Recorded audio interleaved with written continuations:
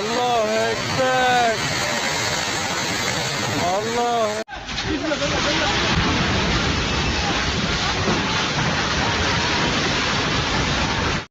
Multiple powerful earthquakes hit southern Turkey and northern Syria on Monday.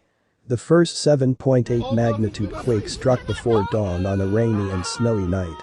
The U.S. Geological Survey said quake was centered about 33 kilometers from Gaziantep, about 26 kilometers from the town of Nurdagi. It was felt as far away as Cairo, Cyprus, Lebanon, and even in Greenland and Denmark.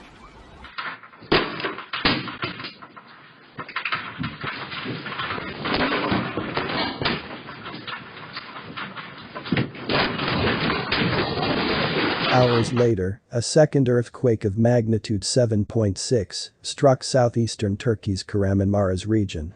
It occurred at a depth of 7 kilometers, and the epicenter of the quake was Elbistan region of Kahramanmaraş province. The earthquake of magnitude 6.0 struck central Turkey later in the evening.